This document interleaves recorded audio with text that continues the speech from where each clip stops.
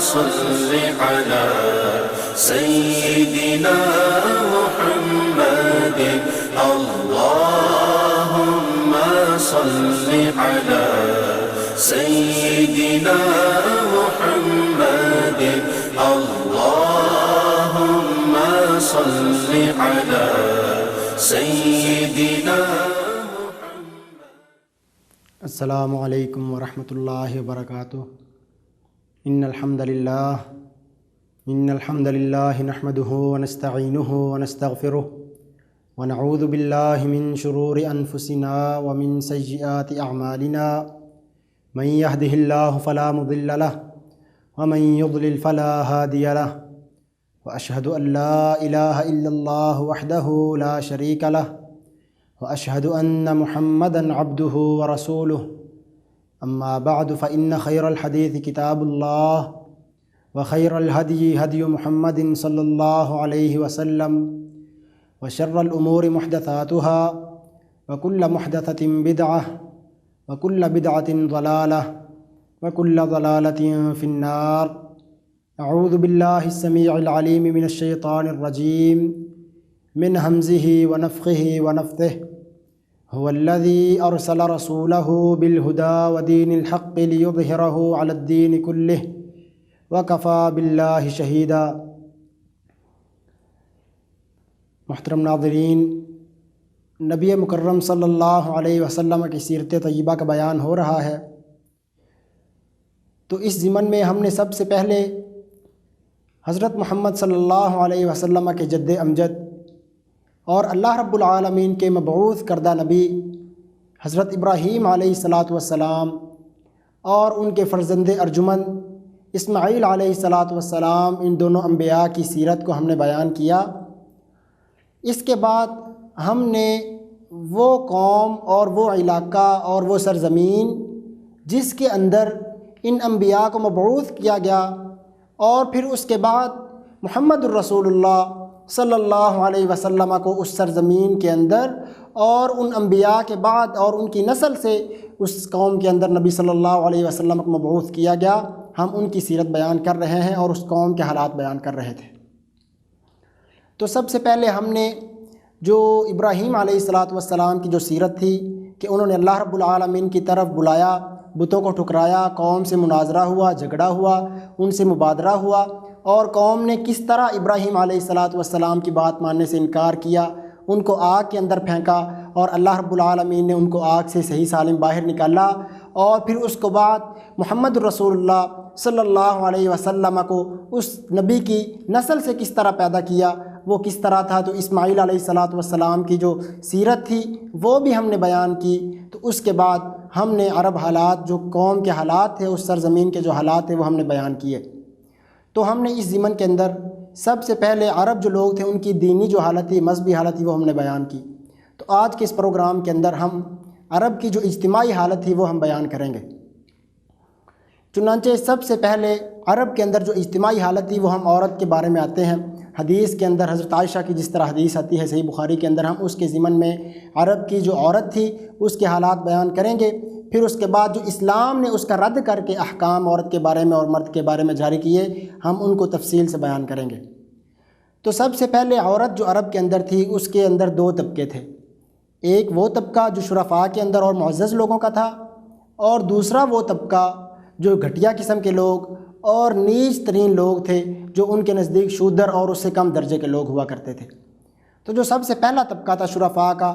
وہاں پر عورت کی بہت زیادہ قدر تھی، اس کا بہت زیادہ احترام اور اس کی عزت کی جاتی تھی. حتیٰ کہ اگر کوئی آدمی اپنی کسی مجلس کے اندر، کسی دربار کے اندر اپنی تعریف بیان کرنا چاہتا تو وہ اپنی عورت کا حوالہ دیا کرتا کہ میری جو عورت ہے وہ فلاں قبیلے سے ہے، میری جو بیوی ہے وہ فلاں سردار کی بیٹی ہے، فلاں قبیلے کی بڑی خاتون ہے. تو وہ اس کی وجہ سے اپنے آپ کو معزز اور قابل فخر سمجھا کرتا تھا. اور پھر کیا ہوتا، اس عورت کے ایک اشارے سے قوموں کے اندر اتنی بڑی بڑی لڑائیاں ہوتی کہ وہ سالوں چلتی جاتی، اور پھر اسلام نے آ کر اس کا خاتمہ کیا. اور جو دوسرا طبقہ تھا وہ حضرت عائشہ فرماتی ہیں کہ ان کا تو کوئی حال ہی نہیں تھا، ان عورتوں کا، ان کا لونڈیوں کی طرح بالکل حال تھا. وہ کیا تھا؟ چنانچہ صحیح بخاری کے اندر عائشہ رضی اللہ تعالی عنہا ام المؤمنین محمد الرسول اللہ صلی اللہ علیہ وسلم کی چہیتی بیوی فرماتی ہیں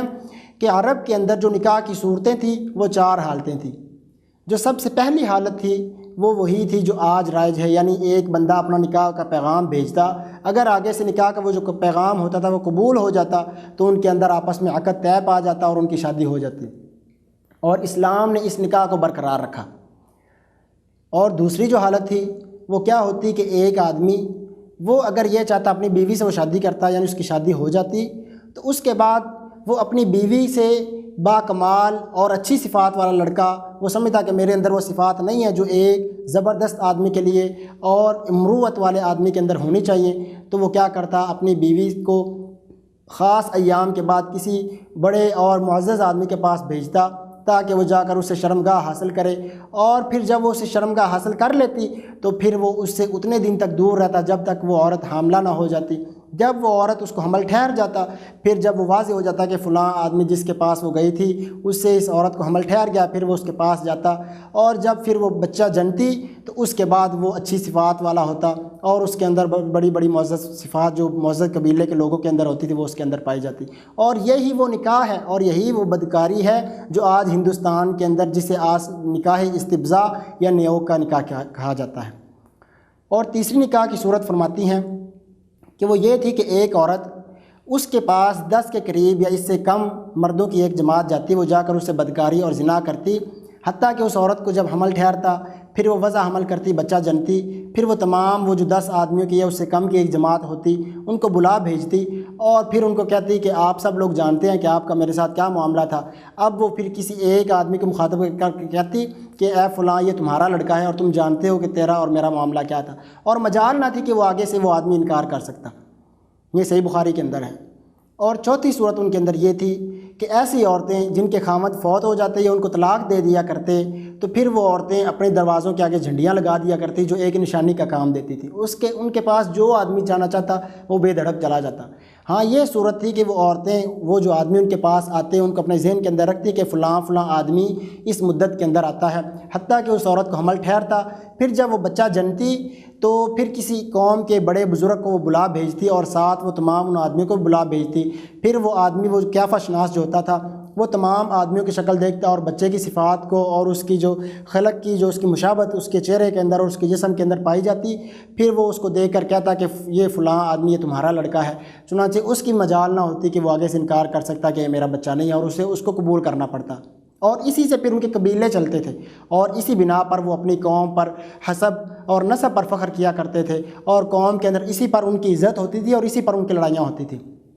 چنانچہ اسلام نے آ کر ان تمام نکاحوں کا رد کر دیا اور صرف ایک نکاح کو باقی رکھا کہ ایک آپ پیغام بھیجیں لڑکی والوں کی طرف، اگر آگے سے قبول ہو جاتا ہے اور لڑکا اور لڑکی رضامند ہیں تو ان کے اندر عقد طے پا جائے گا، اور اگر ان کے اندر وہ نکاح قبول نہیں ہوتا تو ان کو رد کر دیا جائے گا۔ اس کے علاوہ نکاح کی کوئی صورت اسلام نے باقی نہیں رکھی۔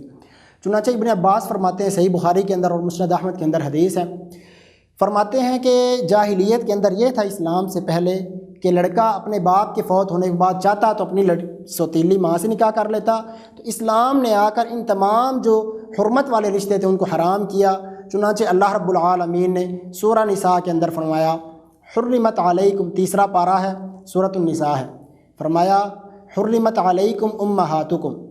اے ایمان والو حرمت حرام کر دی گئی ہیں علیکم تم پر امہاتکم تمہاری مائیں، چاہے وہ سگی ہیں چاہے سوتیلی ہیں، حرمت علیکم امہاتکم وبناتکم، اور تمہاری جو بیٹیاں ہیں وہ بھی تم پر حرام کر دی گئی ہیں، واخواتکم، اور جو تمہاری بہنیں ہیں وہ بھی تم پر حرام کر دی گئی ہیں،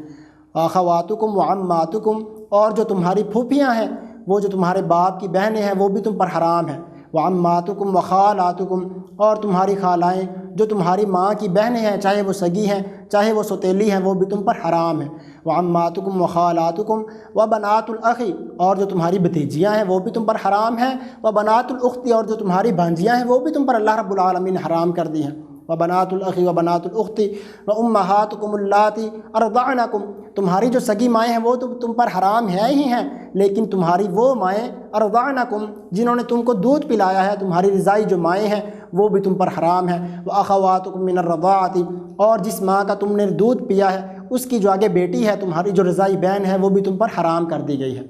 واخواتکم من الرضاعۃ وامہات نسائکم، تمہاری جو ساس ہے، تمہاری بیوی کی جو مائیں ہیں، وہ بھی تم پر حرام کر دی گئی ہیں، اگرچہ وہ بیوی تمہارے پاس موجود ہے، تم نے طلاق دے دی ہے یا وہ فوت ہو گئی ہے، اس کی جو ماں ہے وہ قیامت تک کے لیے تمہارے لیے حرام ہو کر دی گئی ہے۔ وَأَخَوَاتُكُم مِّنَ الرَّضَاعَةِ وَأُمَّهَاتُ نِسَائِكُمْ وَرَبَائِبُكُمُ اللَّاتِي فِي حُجُورِكُم مِّن نِّسَائِكُمُ اللَّاتِي دَخَلْتُم بِهِنَّ فَإِن لَّمْ تَكُونُوا دَخَلْتُم بِهِنَّ فَلَا جُنَاحَ عَلَيْكُمْ۔ اور اب جو یہاں سب سے بڑا مسئلہ بیان کیا وہ کیا تھا کہ آپ ایک عورت سے شادی کرتے ہیں اور اس عورت کی پہلے سے ایک اولاد ہے، بیٹی ہے، تو اب آیا آپ وہ جو بیٹی لے کے آئی ہے آپ اس سے نکاح کر سکتے ہیں کہ نہیں؟ تو اسلام نے اس کے اندر ایک شرط رکھی کہ اگر تو آپ نے اپنی بیوی کے ساتھ خلوت اختیار کر لی ہے اور تمام وہ حقوق ادا کر دیے ہیں جو ایک مرد پر اپنی بیوی کے لیے ادا کرنا لازم ہے، تو پھر آپ اس کی جو بیٹی ہے جسے ربیبہ کہا جاتا ہے، پھر آپ اس سے شادی نہیں کر سکتے۔ لیکن فَإِن لَّمْ تَكُونُوا دَخَلْتُم بِهِنَّ، لیکن اگر آپ نے اس کے ساتھ خلوت اختیار کی ہے لیکن اس کے جو حقوق جو میاں بیوی کے ہیں، حقوق الزوج ہیں، وہ ادا آپ نے نہیں کیے اور بیوی کو آپ نے پہلے طلاق دے دی ہے یا بیوی فوت ہو گئی ہے، تو اس صورت میں آپ اس کے ساتھ نکاح کر سکتے ہیں جو بیٹی وہ پہلے سے لے کے آئی ہے۔ فَإِن لَّمْ تَكُونُوا دَخَلْتُم بِهِنَّ فَلَا جُنَاحَ عَلَيْكُمْ، اس کے اندر پھر کوئی حرج نہیں ہے۔ فَلَا جُنَاحَ عَلَيْكُمْ وَحَلَائِلُ أَبْنَائِكُمُ الَّذِينَ مِنْ أَصْلَابِكُمْ، اور جو تمہارے جو بیٹے ہیں، سگے بیٹے ہیں، ان کی جو بیویاں ہیں، تمہاری جو بہو ہے، آپ اس کے ساتھ بھی نکاح کسی صورت میں کر نہیں سکتے۔ وَأَن تَجْمَعُوا بَيْنَ الْأُخْتَيْنِ، اور جو ابن عباس نے فرمایا کہ جاہلیت کے اندر ایک وقت کے اندر آدمی دو بہنوں کو بھی جمع کر لیتا، کہ ابھی ایک بہن اس کے ساتھ شادی کی ہوئی ہے، نہ ہی وہ فوت ہوئی ہے اور نہ ہی اس کو طلاق دی ہے، اس کے باوجود اس بہن کے ہوتے ہوئے وہ دوسری اس کی جو سگی بہن ہوتی ہے اس کو بھی جمع کر لیا کرتا، اس سے بھی نکاح کر لیا کرتا۔ اسلام نے اس کا رد کیا، فرمایا ان تجمعوا بین الختین حرمت علیکم، تم دو بہنوں کو ایک نکاح کے اندر جمع کرو، یہ بھی تمہارے لیے حرام ہے۔ ہاں، اس کی ایک صورت ہے کہ آپ جو پہلی بہن ہے وہ فوت ہو گئی ہے یا آپ نے اس کو طلاق دے دی ہے، پھر اس کی اسلام گنجائش دیتا ہے اور اجازت دیتا ہے کہ آپ پھر اس کی جو دوسری سگی بہن ہے اس سے آپ نکاح کر لیں۔ وَأَن تَجْمَعُوا بَيْنَ الْأُخْتَيْنِ إِلَّا مَا قَدْ سَلَفَ إِنَّ اللَّهَ كَانَ غَفُورًا رَحِيمًا۔ پھر فرمایا وَالْمُحْصَنَاتُ مِنَ النِّسَاءِ، 5واں پارہ ہے سورۃ النساء اور اس کا شروع ہے، فرمایا وَالْمُحْصَنَاتُ مِنَ النِّسَاءِ إِلَّا مَا مَلَكَتْ أَيْمَانُكُمْ۔ ہاں، اب جو شادی تم نے کرنی ہے وہ عورتیں کس طرح کی ہوں؟ پاک باز عورتیں ہوں اور ان کی پہلے شادی نہ ہو، یہ نہ ہو کہ اس کی پہلے عورت کی شادی ہوئی ہے، آپ اس کو دوبارہ نکاح کا پیغام بھیج دیں، نہ ہی وہ مطلقہ ہے نہ ہی وہ بیوہ ہے، پھر آپ اسے نکاح کرنا چاہتے ہیں، یہ آپ کے لیے جائز نہیں ہے۔ والمحصنات من النساء، ہاں جو عورتیں پاک دامن ہیں، مومن ہیں، اپنی عزت کی حفاظت کرنے والی ہیں، آپ ان کو اپنا نکاح کا پیغام بھیجیں۔ الا ما ملکت ایمانکم، یا ہاں اسلام کے اندر ایک وقت کے اندر آپ 4 شادیاں کرنے کی اجازت تو ہے، لیکن الا ما ملکت ایمانکم، اس سے زائد آپ لونڈیاں رکھ سکتے ہیں۔ یہ اسلام نے وہ تمام رشتے بتا دیے جو آپ پر حرام ہیں اور کون سے ایسے رشتے ہیں جو اللہ رب العالمین نے آپ کے لیے حلال کر دیے ہیں۔ تو وہ تمام جو رسوم اور رواج تھے، جو قریش کے جو لوگ تھے، مکے کے جو لوگ تھے، وہ اپنے آپ کو یہ تمام رسوم پر سمجھتے ہوئے یہ کہتے تھے کہ ہم دین ابراہیمی ہیں، اور اپنے آپ کو کہتے تھے ملت ابراہیم حنیفہ، ہم ابراہیم کی جو ملت ہے، جو ایک اللہ کو ماننے والا تھا، ہم تو اس کی پیروی کرتے ہیں، حالانکہ وہ دور کی کوڑی کر بھی لے کر نہیں آتے تھے، تھوڑا سا ان کے ساتھ مشابہت بھی ابراہیم علیہ السلام کے ساتھ نہیں ملتی تھی۔ اور پھر اس کے بعد جب ان کے اندر بیٹی پیدا ہوا کرتی تو وہ اس کو اتنی حقارت کی نظر سے دیکھا کرتے، اور جب بیٹا پیدا ہوتا تو وہ سمجھتے کہ یہ ہماری نسلوں کا مالک ہوگا، قبیلے کا سردار ہوگا۔ چنانچہ اللہ رب العالمین نے ان کا رد کرتے ہوئے سورۃ النحل ہے 14واں پارہ ہے، فرمایا وَإِذَا بُشِّرَ أَحَدُهُم بِالْأُنثَىٰ ظَلَّ وَجْهُهُ مُسْوَدًّا وَهُوَ كَظِيمٌ يَتَوَارَىٰ مِنَ الْقَوْمِ مِنْ سُوءِ مَا بُشِّرَ بِهِ أَيُمْسِكُهُ عَلَىٰ هُونٍ أَمْ يَدُسُّهُ فِي التُّرَابِ۔ جب ان میں سے کسی ایک کو اللہ رب العالمین کی طرف سے بشرا، اللہ رب العالمین نے یہ نہیں کہا کہ اللہ بیٹا دیتا ہے یا بیٹی دیتا ہے، بیٹی کے بارے میں اللہ نے فرمایا بشرا، جب اس کو خوشخبری دی جاتی ہے، اللہ رب العالمین کی طرف سے انعام ملتا ہے، یتوارا من القوم، بشرا احدہم بالانثیٰ، جب اس کو خوشخبری دی جاتی ہے کہ تیرے گھر بیٹی پیدا ہوئی ہے، اللہ کی رحمت ہوئی ہے، بلکہ بیٹی کے بارے میں تو اللہ رب العالمین نے اپنا تحفہ اور ہدیہ بتایا کہ اللہ کی طرف سے ہدیہ ہے، تحفہ ہے، یہ پاک پروردگار کا ہبہ ہے۔ چنانچہ اللہ رب العالمین نے فرمایا یہب لمن یشاء اناثا ویہب لمن یشاء ذکور، اللہ جسے چاہتا ہے بیٹے تحفہ دیتا ہے اور جسے چاہتا ہے بیٹیاں ہبہ کر دیتا ہے۔ اللہ رب العالمین نے بیٹیاں حقیر نہیں سمجھیں بلکہ ان کو ہبہ قرار دیا ہے۔ اور یہ مشرک لوگ، ان کا کیا عقیدہ تھا کہ اذا بشر احدہم بالانثیٰ، جب ان کو بیٹی کی خبر دی جاتی تو کیا ہوتا بشر احد بالانثى ظل وجهه مسودا، اس کا چہرہ سیاہ پڑ جاتا، وهو قدیم، اور وہ غصے سے بھرا ہوا ہو جاتا۔ قدیم اصل میں عربی زبان کے اندر ایسی مشک کو اور ایسی مشکیزے کو کہا جاتا ہے کہ جس کو پانی کے ساتھ فل بھر دیا جائے اور اس کے بعد اس کے اندر اتنی گنجائش بھی نہ ہو کہ اس کے اندر تھوڑا سا پانی بندہ اور ڈال دے اور پھر اس کو تسمے کے ساتھ اوپر سے کس کر باندھ دیا جائے۔ ایسی جو مشک اور ایسا مشکیزہ ہوتا تھا جسے چھاگل بھی کہا جاتا ہے، تو اس کے اندر جب پانی ڈالا جاتا تو اس کے اندر کسی قسم کی گنجائش نہ ہوتی،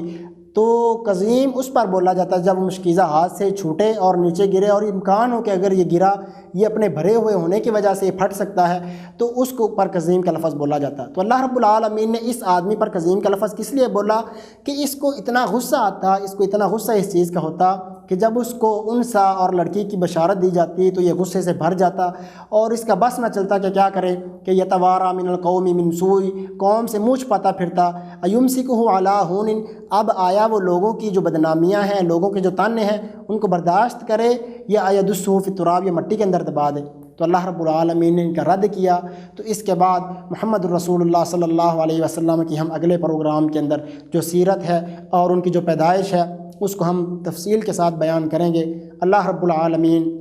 تمام خرافات اور تمام بدعات سے ہمیں بچائے اور محمد الرسول اللہ اور دین ابراہیمی صلی اللہ علیہ وسلم کو اپنانے کی توفیق عطا فرمائے جس طرح اللہ رب العالمین نے ان کو نازل کیا۔ وآخر دعوانا ان الحمد للہ رب العالمین۔